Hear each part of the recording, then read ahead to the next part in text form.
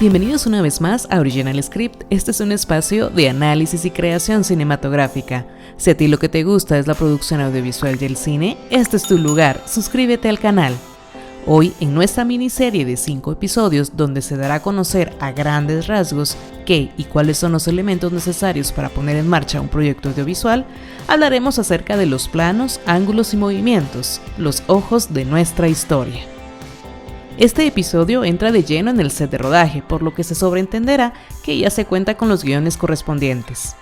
Si no estás familiarizado aún con el proceso de redacción de un guión, te dejo por acá un link a una lista de reproducción en donde podrás profundizar acerca de los elementos más importantes de un guión cinematográfico.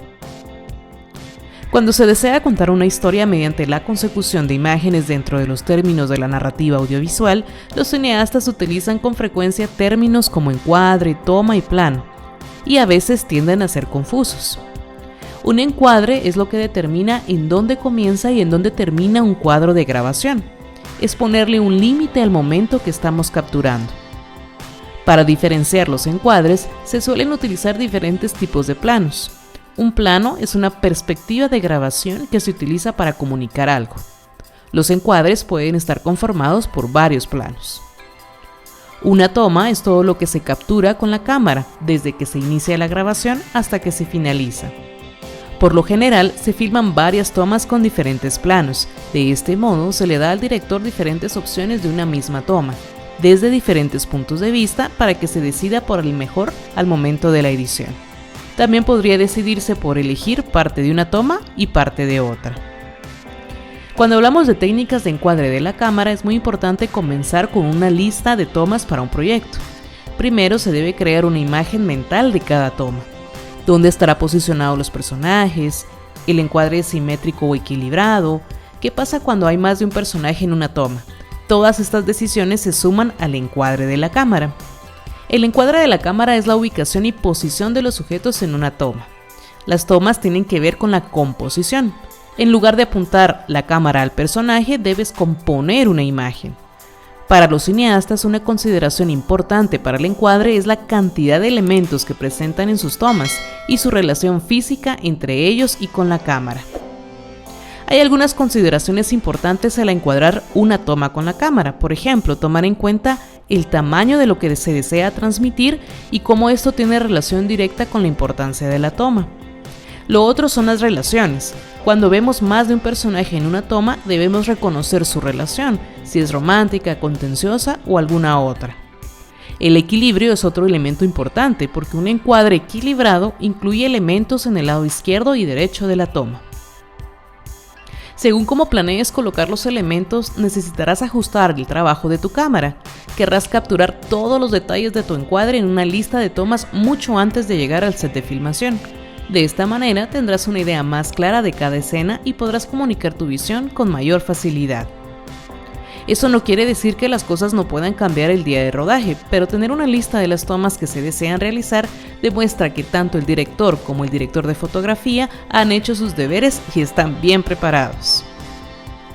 Los tipos de plano. Es muy importante poder definir cuáles pueden ser los tipos de plano que puedes utilizar en la creación de tus materiales audiovisuales. Iniciaremos con el gran plano general. Este tipo de plano otorga una visión panorámica de un lugar, como por ejemplo un paisaje. También se le utiliza para contrastar elementos de muy distinto tamaño, ofrecer una visión completa de la acción o resaltar el valor de un objeto en un cierto contexto. El plano general es aquel en el que se predomina el ambiente sobre el personaje. Se utiliza para situar espacialmente el conjunto de los elementos donde se ve incluido el personaje. En ocasiones, según su función, recibe el nombre de plano máster, plano que establece toda la acción de la secuencia que luego será complementada con planos más cortos. Plano concreto o plano entero es aquel que nos ofrece el cuerpo completo del sujeto.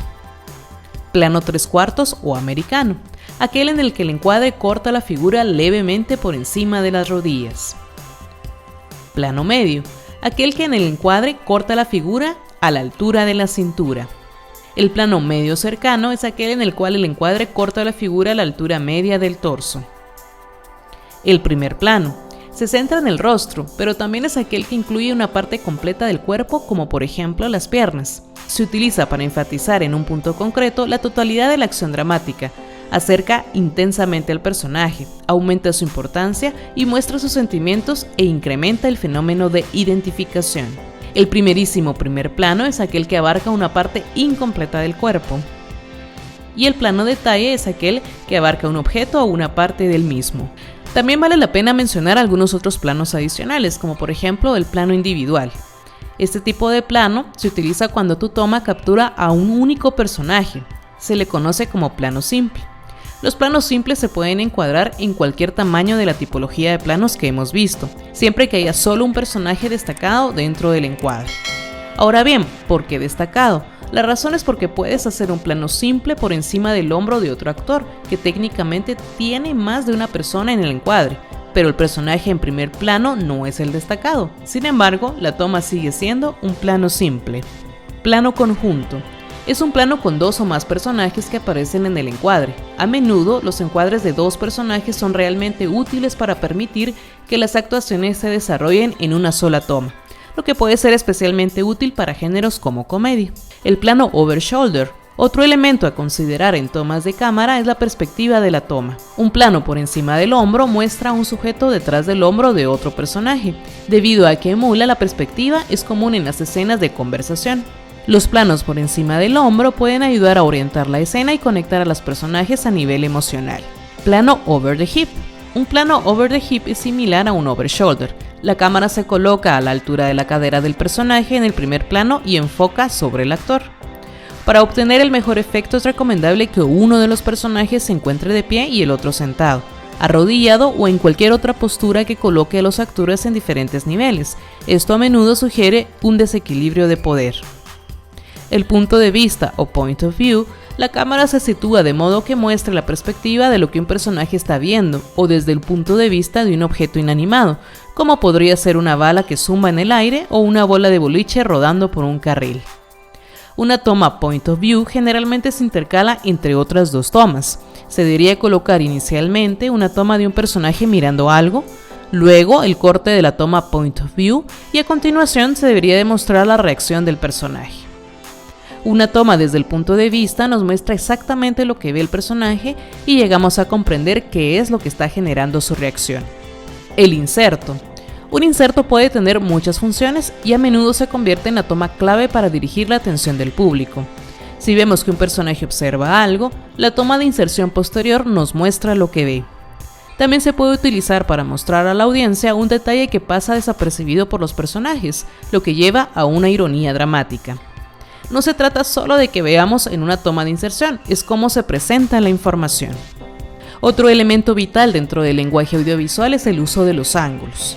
La cámara se ubica en un punto visual sensiblemente paralelo al horizonte y de frente a la acción. De esta forma se altera la horizontalidad situacional de la cámara y se consiguen entonces extraordinarios efectos de expresión. Se logran tomas en ángulos sensibles o totalmente verticales, como superiores o como inferiores. La angulación, ángulo de toma o ángulo de cámara es una posición en la que ayuda a establecer la diferencia que existe entre el nivel de la toma y el objeto o figura humana que se registra. Los ángulos tienen por objeto otorgarles un significado al personaje o sujeto que se está encuadrando. Los tipos de ángulos que podemos mencionar son normal o eje perpendicular. La cámara se sitúa al nivel del objeto o sujeto. Es el ángulo más convencional, resultando ser realista y estable. El ángulo picado. La cámara se sitúa por encima del objeto o sujeto, inclinada hacia abajo. Lo muestra desde arriba. Expresa inferioridad física y psicológica, impresión de pesadez, ruina, fatalidad, inestabilidad, depresión, etc. El ángulo contrapicado. La cámara se sitúa por debajo del objeto o sujeto inclinada hacia arriba. Lo muestra desde abajo. Expresa una superioridad física y psicológica, estableciendo poder y triunfo. El ángulo cenital. La cámara se sitúa por encima del objeto o sujeto totalmente perpendicular al eje horizontal. Y el ángulo supina o nadir, donde la cámara se sitúa por debajo del objeto o sujeto totalmente perpendicular al eje horizontal.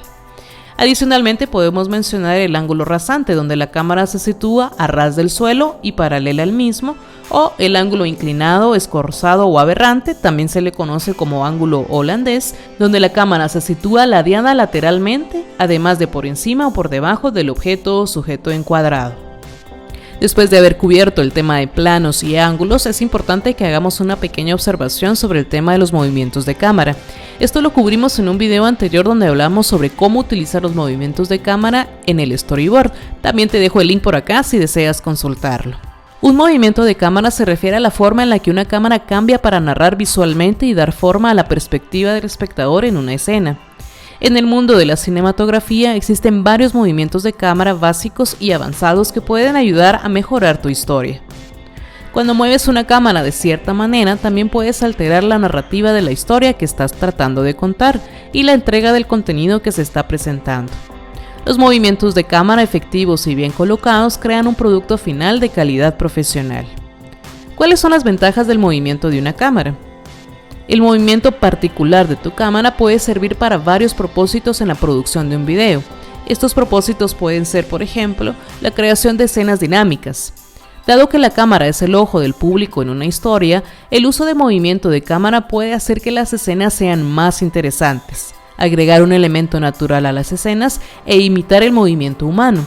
Incluso puedes hacer que las escenas estáticas parezcan activas con ciertos movimientos. También puedes influir en las reacciones emocionales del público. Los movimientos de la cámara pueden imitar la vista de una persona en diversas circunstancias. Sacudir la cámara durante una escena de un terremoto puede transmitir miedo y caos, mientras que balancearse en un bote imita el mareo.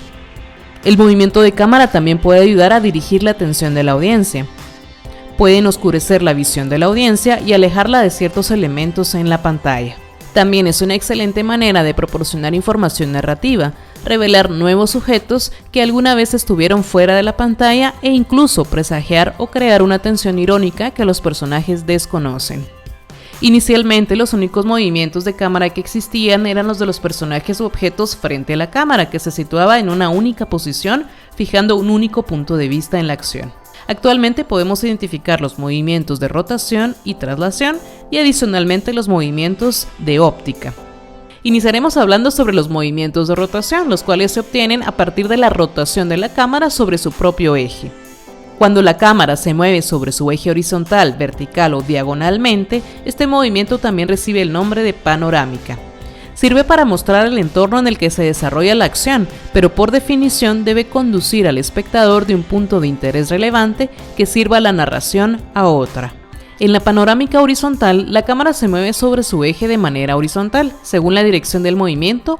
Comúnmente se le denomina paneo a la derecha cuando la cámara se mueve horizontalmente hacia la derecha, paneo a la izquierda cuando la cámara se mueve horizontalmente hacia la izquierda. La panorámica vertical, la cámara mueve su eje de manera vertical.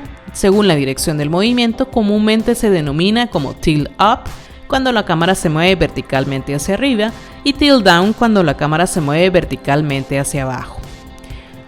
Adicionalmente podemos identificar la panorámica diagonal, cuando la cámara se mueve sobre su eje de manera diagonal, para lo cual es necesario combinar los movimientos anteriormente descritos.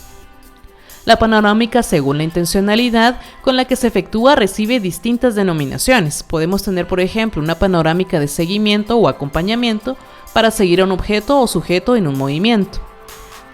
También podemos identificar la panorámica de reconocimiento, donde se realiza un recorrido de la escena para permitir al espectador conocer los elementos que la componen. También podemos conocer la panorámica interrumpida, donde se hace un recorrido de un grupo de objetos o sujetos deteniéndose en cada uno. Cuando la cámara se desplaza junto con su eje sin rotar sobre sí mismo, se le conoce como un movimiento de traslación.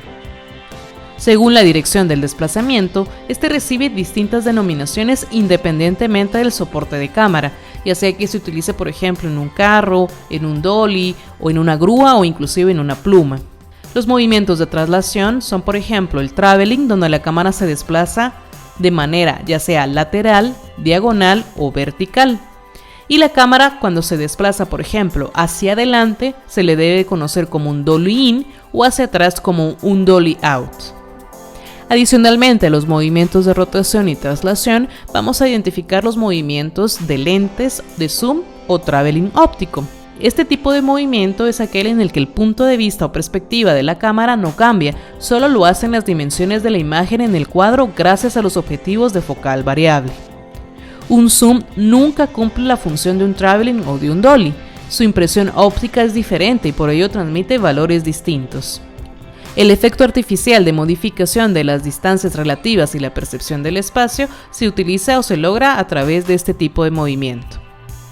Los movimientos ópticos generalmente son de dos categorías: un zoom in donde el movimiento es un acercamiento y un zoom out donde el movimiento es un alejamiento. Bueno, ya lo sabes, ya hemos conocido los diferentes tipos de elementos del lenguaje audiovisual que nos van a permitir contar nuestras historias de una forma más interesante. ¿Qué te pareció este video? Déjalo en los espacios de los comentarios. Dale me gusta, comparte este video y sobre todo suscríbete al canal. Nos vemos en una próxima ocasión.